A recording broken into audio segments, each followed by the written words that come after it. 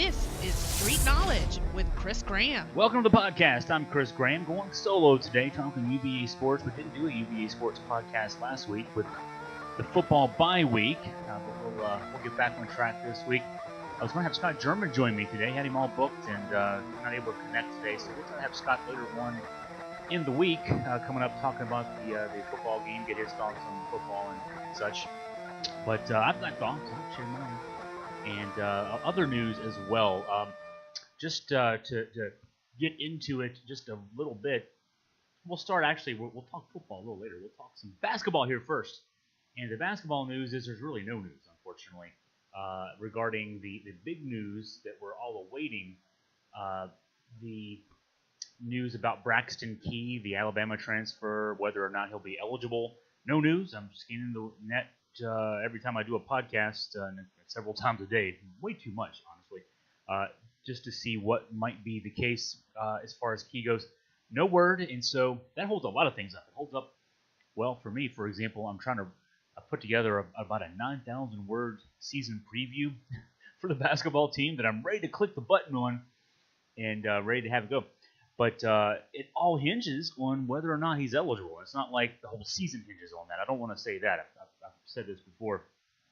UVA without Braxton Key will be a top 5 team. UVA with Braxton Key, in my opinion, might be the number 1 team, and certainly will play that out over the season. But you know, whether or not a guy like that's available really determines how valuable my season preview can be. So can't click the button until we know for sure what Braxton Key's eligibility will be. I am told, I've got it on at least one source, that there is the sense the program at least expects mid-October, and that's a pretty unspecific range of time. If you say mid-October will be the 15th, because they're 31 days, 15th or 16th, that would be next Monday or Tuesday. But that's unofficial. That's totally just speculation as to whether Virginia will know. What I'm also hearing, though, is that Virginia is proceeding through at least this part of training camp with the idea he will be eligible. So he's getting the proper time and minutes and everything else with the right combinations in terms of the getting used to playing with certain players in certain ways that he would get if he were already having been determined to be eligible. So that will determine a lot, and we'll talk more about that news as we get the news. And can then go one way or the other. Is Braxton Key part of it? Is he not? How can we then proceed from there? That's to come still at this stage. But yes, I have a 9,000-word preview. See, 9,000 words. That's very specific. That's roughly, when you're talking about book pages from a guy who's written 6 books, there's 250 words a page, generally speaking. That'd be close to 40 pages. You're in the range of 35, 40 pages there. And in fact, that is going to be something we're going to make available for sale for a small price on the website. $3.99, $4.99, make it available through Amazon, that kind of thing. They get half the money, so I get a little bit of coin out of it. But it'll preview the team, but also some culture stuff. I think it's important to get into the when you do these previews to talk about the culture of UVA sports, where this season fits in, what lessons can be gleaned from what happened last year, both the very positive and then the end and how negative that was. But it's ready to come. So I'm ready to push the button, ready to get it out to you. But I want it to be meaningful. I don't want to write one that hedges, because I thought about this. I don't want to hedge and say, well, okay, here's the chapter on how the team will play with Braxton Key. Here's the one on how it will play without Braxton Key. To me, that's, after the news is down one way or the other, that all of a sudden becomes completely valueless, in my opinion. It'd be like one of those preseason football books you pick up in June, and then your starting quarterback gets hurt in August, and it's already worthless. So don't want to do that. Waiting for the news, and we'll be ready to launch the second we find out about Braxton Key. I'll comment on one thing. My voice got a little bit of a cold. You can tell the fall seasonal allergies are kicking in a little bit. Thought I would comment on one thing I saw. I think it was Streaking the Lawn. The folks there had a sort of a round table. They printed up their thoughts on, are you over the UMBC game or not? I thought, hey, let's talk some basketball real quick. Are you over the UMBC game or not? I think it's a fair question for you listeners out there. Are you over the UMBC game or not? I'm not. I'd put me at a on a scale of 1 to 10, how much I still think about that UMBC game. It'll be a 10 all season long because as far as me being a fan of the UVA basketball program, UVA sports program in general, I'm a UVA alum, so I can say we. Every time I write about a game, it's going to be a big win. Let's presume we beat Duke or beat Carolina. Win that tournament in November. I mean, no matter what, there's always going to be that. Well, yeah, great, we're 31-0, but we lost to UMBC last year, so that's going to hang over. In my opinion, that's going to hang over our heads until we get to March, and then through March. You get to the Final Four, it's still going to hang over your heads. I mean, so yes, and to me, anyone who says they're over it is posturing more than they're actually telling you the truth. And if they're not posturing, I guess guileless. I don't know. It's got to be part of the story after every big win. Every close call against the team you're supposed to beat. It's got to be part of the story. Whether it's part of the story or just part of your thinking, it's got to be there. And it's hard to say that it won't be. And honestly, anything short of and I'm not saying anything short of a national championship is unacceptable, because obviously that's not the case for 351 Division I teams. They're all trying to win a championship.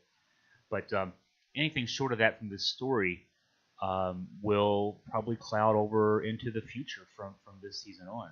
And honestly, even if Virginia goes, I've written this in my 9,000 word treatise on UVA basketball that's to come.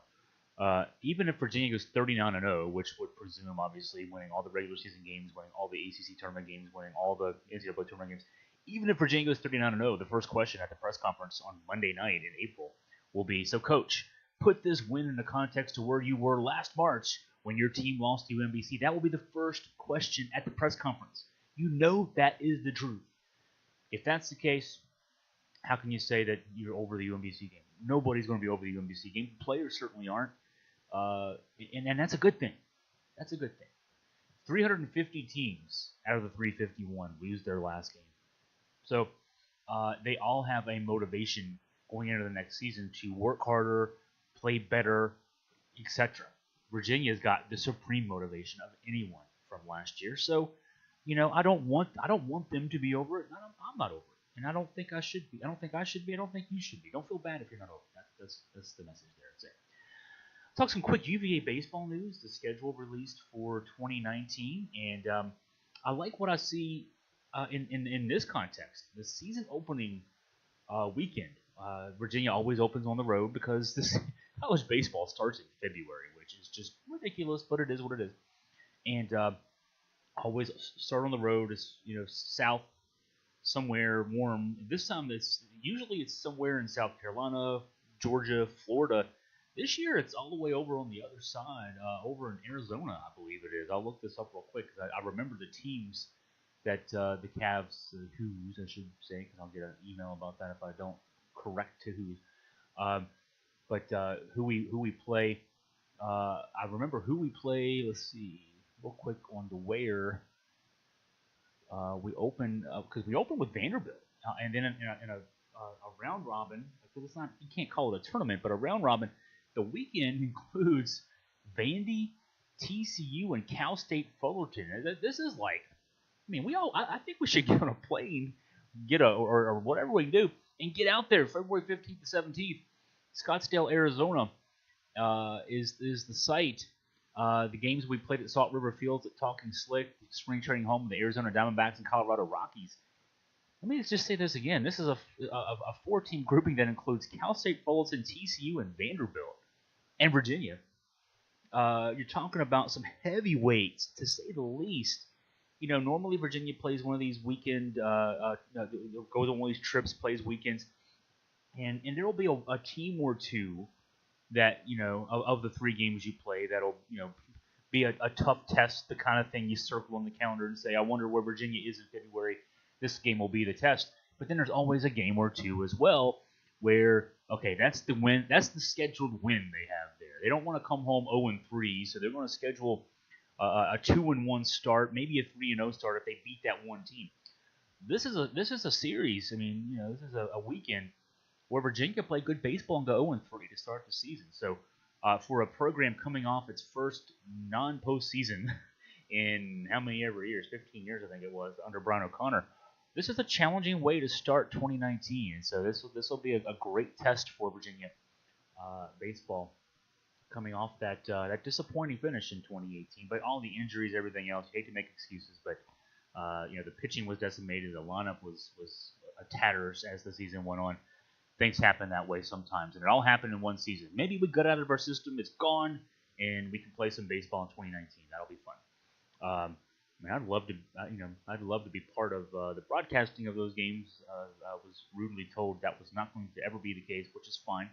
I'll get to do VMI baseball, and that's a fun thing for me. I do VMI baseball on ESPN3. I've done that for 3 years, and have another schedule coming up this spring, and so I'll let folks know about that more as well.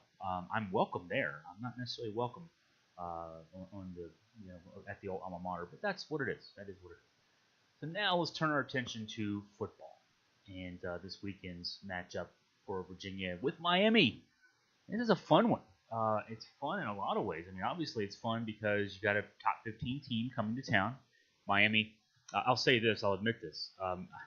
I'm rooting like crazy last week. Now I wasn't watching the game. I wanted to start this off, and I'll have Scott when we talk later this week. I'll have him give his thoughts on what you did this week on the bye week, because for me it was a really interesting bye week. I had a bye on Saturday, not only for Virginia but for VMI. And folks know, you listen to this podcast, thank you for doing so. You know that I cover UVA. I live, breathe, and sleep and everything else UVA sports. But the last several years, I've had the great honor and fortune and everything else to be a broadcaster for various VMI sports, including football. So, I am their play-by-play radio guy for home games. And when there's a conflict, I got a choice of sitting in a press box or having a live microphone. Give me a live microphone. I'm a ham. I'll talk. I'll get to talk for 4 hours about football. That's fun. This past weekend, so every Saturday between September 1st and Thanksgiving was accounted for this year, either UVA or VMI, except for one where they both had a bye last week. Funny how that works out. So my wife and I, it was our wedding anniversary this past weekend, 18th wedding anniversary, and we headed up to Jiffy Lube Live, the old Nissan Pavilion up in near Manassas, and took in a concert. Lady Antebellum and Darius Rucker were the principals in that. Had a lot of fun. I got to go tailgate. We got there early. I never tailgate. When you cover games or broadcast games, you're not tailgating. You get there, you're working. It's a work day, and it's fun, but it's a work day. Got to tailgate for the first time, and I couldn't tell you how long that it's been since I've been able to tailgate for anything. We went and got a Chick-fil-A tray with way too many chicken nuggets. Had some Bold Rocks. It was fun. Good time. Didn't get to watch any football on Saturday as a result, but I'm following on the phone a couple of games, the Virginia Tech game with Notre Dame, and then the Miami game with Florida State I was really following because obviously, that's the team we're playing this week, and I wanted to at least keep up with how they were doing. Well, when it was 27-7 Florida State third quarter after that big punt return, I'm starting to worry a little bit just in this context. People will say, oh, you don't want to play a team after a big loss. They'll come back and they'll play harder. Teams shouldn't have to use a loss as motivation to play harder in that sense from one week to the next. They got to fix things. And the team that if Florida State had gone on and blown out Miami, I would have preferred that, honestly, from a UVA win-loss standpoint, because then you just go to the game tape that Florida State had and you say, okay, let's see what we can do that repeats what Florida State did and make Miami fix it. Right? That's what you do. I mean, I use this analogy a lot, but if a hitter can't hit the slider, you throw him a slider until he can hit it. And if he can't hit it, then he's out of baseball, right? So Miami came back, won the game 28-27, and I'm happy that happened because not from the standpoint, again, of who wins this week, but just for it to be a bigger game. Miami loses to Florida State. They're out of the top 25. They're not going to be 15th in the country. They're not going to be anywhere in the top 25 in the country. That would be their second loss against a decent opponent. They got lost to LSU in the opener, got blown out by LSU in the opener. Hadn't really played anybody else until Florida State. Florida State's not that great this year, to say the least. We all know that. They lost to Virginia Tech bad. They lost to Syracuse bad. Barely beat Samford. So that wouldn't have been a good loss for Miami. All of a sudden, we'd have an ESPN crowd, ESPN night game, 7 o'clock Saturday night with two unranked teams. Nobody cares about that. Now, at least we got a number 15 Miami team coming into town. Saturday night, theoretically, it's that should lead to a good crowd. I hope it does. I hope it does. We had 34,000 for the Louisville win, the first ACC home game of the season. 34,000. The old Scott Stadium before it got expanded was 42,000 seats, and its capacity is 61.5 now. We've actually had 64 in there, including with all the people packed into the hill. That was I think the USC game back in 08. 34,000. That's obviously that's embarrassing. But hopefully we'll have a better crowd. With Miami, a national program, they don't have a lot of. To me, I don't know that I've seen in the recent home games every other year. But they bring a lot of fans because they're a national team. They're not like Duke basketball. Duke basketball people come out of the woodwork. There are people who've never been to Durham, North Carolina, who've never been south of Danville, 129, cutting across to Durham, who swear that they're Duke basketball fans. They come out. They live in Charlottesville, but they come out for Duke basketball. You don't have the same thing with Miami football. In fact, Miami football has a hard time selling out its own home games, unless they're playing Florida State or Notre Dame. They don't sell those games out. So they don't have a national presence as far as a road crowd goes. Not like Virginia Tech. When Virginia Tech plays Virginia every other year, we've known this for a long time. They help us fill our stadium up.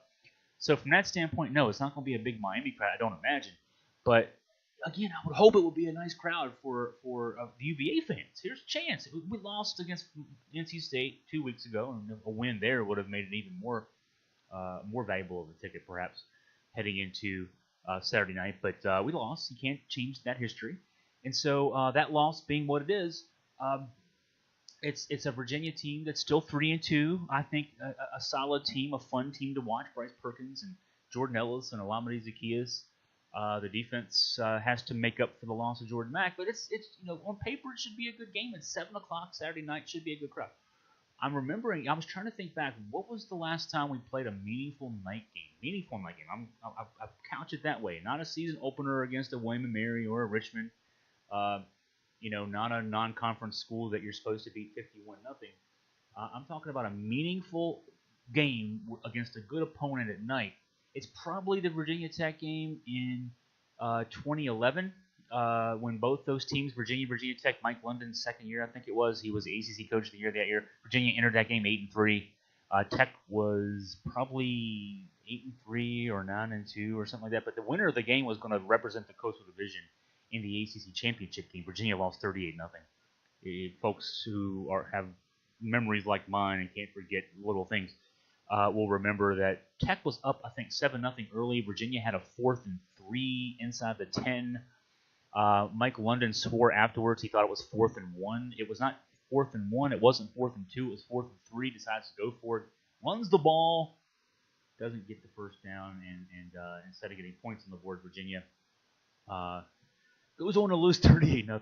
Before that, it was probably, and I might be skipping over a game or two, but there was a Miami game back in 2004, and this is the game that I traced the downfall of the UVA program to. So I should have written this in my preview, and I didn't. Maybe I'll write another one this week, or at least another column this week on this. But in 2004, Al Groh, would have been his 4th season at the helm, and that if you're remembering way back to 2004, thank you for remembering that far back, because there's a lot of painful memories since then to have piled on top of this. But Virginia came into that game with a 7-1 record, ranked, I want to say, number 9 in the country. Miami was a top 10 team. So there were 2 top 10 teams playing on a Saturday night in Charlottesville. Virginia had Matt Schaub at quarterback. There was Ahmad Brooks among those on the defensive side of the ball. Heath Miller caught a touchdown pass in the end zone. I actually wasn't even covering that game. I was a fan, had seats right there, basically on the other side of the brick from where Heath Miller caught that touchdown pass in the second half that made it a one-score game, a 24-21 game. Right there in front of me. I mean, literally, I could have reached out and probably touched it. It could have been Steve Bartman and knocked the ball away, maybe. I don't know. And Virginia goes on to lose 31-21. That team started 7-1, lost that game, ended up losing another game at the other game, of course, being Virginia Tech, because we always lose to Virginia Tech. lost. I want to say was it Boise State? No, it was Fresno State in the Boise Bowl in that bowl game. The game on the blue turf, and then from there on, the 2005 team had a so-so season. 2006 had a losing season. 2007, it was really the beginning, sort of the end of the Algro era, if you want. I mean, I'll put it that way. It was the beginning of the end of the Algro era, in terms of that game after, because Virginia earlier that year, the one loss heading into that Miami game was a game that Virginia was favored on the road at Florida State. Florida State blew our doors off. Then you lose that game to Miami. You lose to Virginia Tech, a really good Virginia Tech team. Brian Reynolds quarterback that team, went on to an ACC title. And then you lose that game to Fresno State somehow, some way. Well, somehow, some way being that we were Virginia football. Really, aside from that one season, probably the 2007 season with all the lucky wins at the end, that was it. And that's really been it since then. God, that's depressing to think about. I think the 2005 team went 7-5, won the Music City Bowl. The 06 team had a losing record. 07 had that streak of the 5 wins by 2 points or less or something like that. 2008 had a losing record. 2009, 2010, 2011 had the one good season under London, and then since then we've had 6 and 7 seasons. Is that right? Since that game against Miami, we had the 1-7-5 season, the 1-9-4 season, the 1-8-5 season.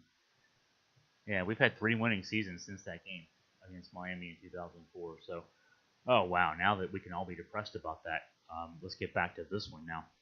Miami is an interesting, intriguing matchup here this week. A 5-1 record coming in for this Miami team sounds impressive. The one loss was the loss to LSU in week 1. 33-17 final score, but it was 33-3 in the third quarter before LSU called the dogs off. And Miami has changed quarterbacks. Malik Rozier was the starting quarterback last season, led the Canes to that 10-0 start before the swoon at the end. He lost his starting job during this season. I am going to get the pronunciation of this name wrong, and Kosi Perry I'm going to go with based on the spelling. And phonetically, I've not watched any of their games to hear the announcers talking, and that's as an announcer how either I get it from that or the media relations people give you the pronunciation when you get in the booth. But Kosi Perry he's put up decent numbers, 11 touchdown passes. He only completes 56.6% of his passes, but he's doing the job. But since the LSU game, Miami's not really played anybody. A road game at Toledo, curiously enough. But other than that, a win over UNC on a Thursday night, the narrow win I'm talked about over FSU. Savannah State was in there. There was another blowout game in there. So a 5-1 record, but we really know nothing. To me, we know nothing about this Miami team. And so what we have to fall back on, in my opinion, is let's do an expansive view of this Miami team over the last 2 seasons. I mentioned the 10-0 start last year, 0-3 finish. So they're 5-1 this year. That's 15-4 record over the last season and a half. Should be impressive. But when you start looking, kind of diving down into what Miami's done, it's all really contingent, in my opinion, on a 2-week stretch last October. The 2 weeks, or maybe into November, I guess. The 2-week stretch being the win over Virginia Tech at home, 28-10, and then the big blowout win over Notre Dame, the 41-8 win in that game. 2 teams that had come into that game as playoff contenders, and then Miami left as the only playoff contender. Notre Dame season was completely wrecked from that stage, just from the playoff standpoint. That 41-8 win. Those were both at home. They were both very impressive wins. But when you look at what Miami did last year before those 2 games and then after those 2 games, they beat a what I call a trash FSU team last year. That FSU team we know finished 7-6 last season, and Miami had to rally to beat them in the final seconds. Had to rally to beat another middling team. Georgia Tech didn't even make a bowl last year. Then held off Syracuse and UNC. Syracuse was 4-8. UNC was 3-9. In 1-score wins. We know what happened in the Virginia game last year. Virginia led 28-14 in the third quarter before Virginia couldn't score ever again, and that actually was the case the rest of the season offensively. But Virginia had that great stretch for about 35 minutes or so where they were dominant against that Miami team down in Miami at Hard Rock Stadium now, not New Orleans Bowl, but Hard Rock Stadium.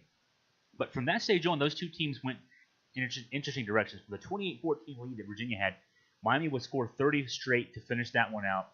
And then Virginia didn't score in the loss to Virginia Tech, 10-0 loss. Virginia could still be playing that game right now, still would not come close to scoring in that game. The offense was completely shot at that stage. The offensive line especially was the big issue. And then in the loss in the bowl game, the 49-7 loss to Navy, the 7 came on a kickoff return to start the game. The offense effectively, after the 26-yard touchdown pass from Kurt Binkert to Daniel Ham that gave Virginia a 28-14 lead at Miami, did not score again last season. That's an amazing stat to think about. But the offense did not score after that pass. 12:21 to go in the third quarter.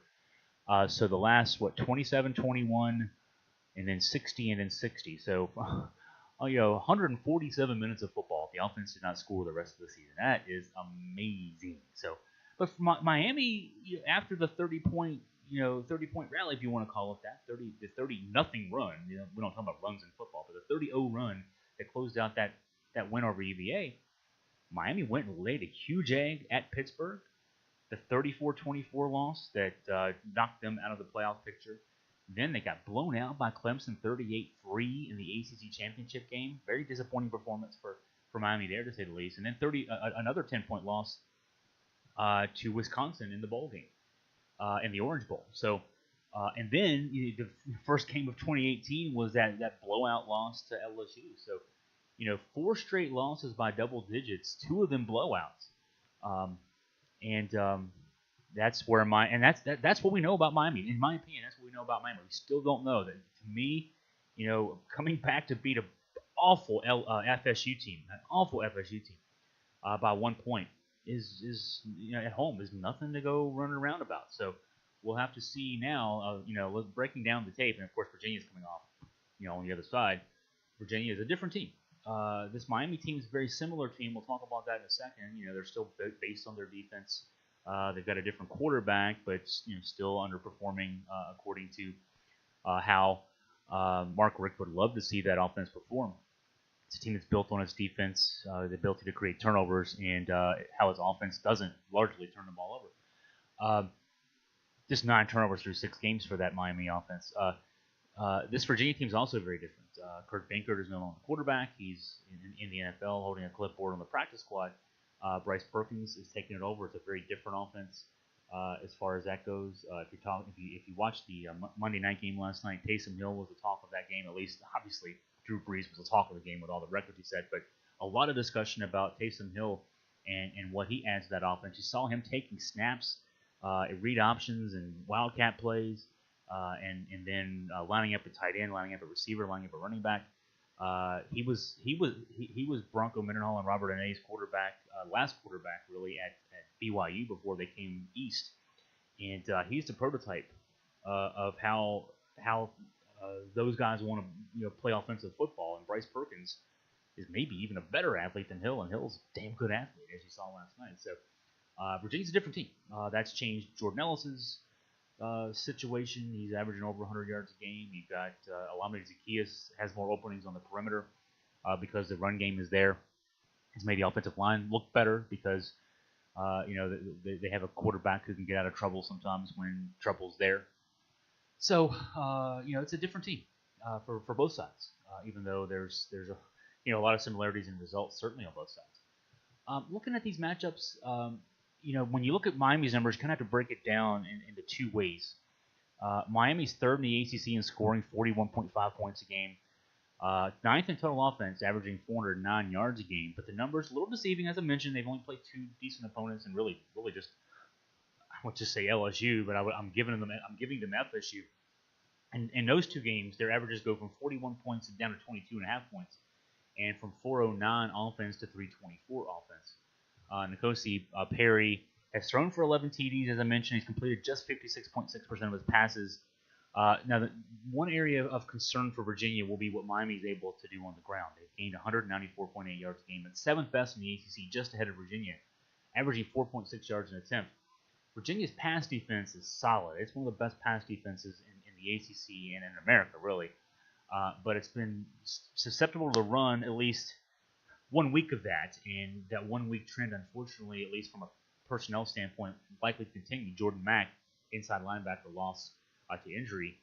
Virginia gave up, I think it was 178 yards on the ground in a loss at NC State 2 weeks ago. State had only been running for 107 yards a game. And so for a team that can't run to all of a sudden be able to run tells you that there's an issue there that Virginia – now, it had a bye week to fix it. We'll see if the Who's were able to fix it. Bronco Mendenhall and staff able to fix that. Defensively for Miami versus the UVA offense, it's the turnover chain. And as much as I hate those cliches, I hate the lunch pail, I hate the turnover chain, I hate these little trinkets that get brought out there. Miami really, what they do to win football games is based on the ability of the defense to create turnovers, and not just create turnovers, but in great field position for the offense, give them short fields. It's reminiscent of what the Virginia Tech teams did back in the Beamer Ball era, the good Beamer Ball era, where you would look at the stats at the end of the day, and Virginia Tech's offense would sometimes barely outgain the opponent in a huge win, but it was because of what the defense did, getting short fields, and the special teams did getting short fields. This Miami team only has a 14-9 advantage in terms of turnovers. When you look at 14 turnovers forced through 6 games, 9 turnovers given to opponents in 6 games, but a 69-16 edge in points off turnover. That's obviously huge. 53 points in 6 games. The plus there. That's 9 points a game difference for Miami against its opponents, and that's more than a touchdown difference, obviously. So Miami defensively too, and it's not just turnovers. It's not like they'll give up a bunch of yards, but they'll knock the ball in your hands or intercept the ball. They lead the ACC in total defense 237.5 a game. And again, looking at just the games against LSU and FSU, the 2 games on the schedule with opponents who at least recruit well, just 248 a game. FSU gained 200 yards last week. LSU gained 296 in that 33-17 win. So the UVA offense is coming off what I would consider its poorest showing. I know that from a point standpoint, they only scored 16 against Indiana, but with 21 last week, Virginia had 351 in offense and turned the ball over twice. So to me, that felt like something was left out there on the field as far as I was concerned offensively, and some work to do there, especially when you look at no injury issues really of terrible consequence, unlike on the defensive side with Mack being gone. You look at the details of this game. The line is Miami 6-point favorites. The ESPN Football Power Index gives Miami a 73.4% chance to win this one. I don't see it quite that way in the sense that that I'm looking at it like 73.4% chance. That's a pretty solid chance to win this one. I think it's going to be a tight one. The way I look at this, I'd love it. I started off the podcast talking about the football portion of the podcast talking about this. I'd love it if our fan base would respond and show up. I don't know what it will feel like when we do get 60,000 plus back in Scott Stadium. It's been so long since we've had that I don't even know what it feels like. Now I'm telling myself, like, there were moments during the Louisville game with 34,000 people. Hey, it's loud. When there's twice as many people, how will that be? I don't know. I don't know if I'll be able to take it. But I don't anticipate. I'm not sensing any buzz that there's going to be a huge crowd, and that's a shame. It is what it is, but it's a shame. And so, what that's going to mean is, obviously, that's something that could impact Miami offensively, particularly. The weather may be a factor. I didn't write this in my preview. The weather may be a factor when I look at the weather forecast for this weekend. I mean, if you're listening to this podcast, right when we're recording on Tuesday, we're still in the midst of today's high is supposed to be 78, and then tomorrow's in the low to mid 70s. By Saturday, it's 63 degrees. And looking at kickoff time, we're talking about by 8 o'clock it's going to be 50, 10 o'clock it's going to be 46. I mean, that's not prohibitive for a Miami side. They're leaving. God, they live where it's 85 degrees all daggone year long. But I remember attending a game. My wife, folks who listen, my wife's Virginia Tech grad. We attended a game together in '99, that magical Tech season for that side, a torturous season for my side. But we went to the Miami Virginia Tech game in late 1999, Thanksgiving week, in fact, 1999. When Miami was a top 10 team and Tech was number 2, trying to finish out that season and be able to advance to the national championship game. And that was a good Miami team. That was the Miami team that a couple years later, the next year I think, lost the national championship game. A couple years later, won the national championship, or maybe it was vice versa. But it was a talented Miami team, let's just put it that way. Kent Dorsey was the quarterback. Willis McGahee was the running back. they came out on a night in November in Blacksburg when it was about 1 degree, and came out in shirt sleeves. And my expert commentary to my wife was Miami's going to get blown out today, and they lost 49-10. It's not going to quite be that pronounced when you're talking about temperatures in the 50s, falling into the 40s by the end of the game. But it will be different for Miami. It's weird to say, but I'm a runner, so I can kind of speak from some experience here. You've got to you've got to hydrate yourself well. Even though it's not hot, you still can get cramps in that cooler weather that you wouldn't think you'd get when you're coming. They're getting off a plane on Friday morning. They're getting onto a plane Friday morning, I assume Friday morning. Getting on a plane, and it's going to be a million degrees. It's like they're walking off the surface of the sun onto an airplane. They'll get off of it. It's going to be crisp weather, and then they play at night the next night. It'll be different for Miami. So that could be a factor, certainly. From a game standpoint, Virginia needs to avoid the turnovers.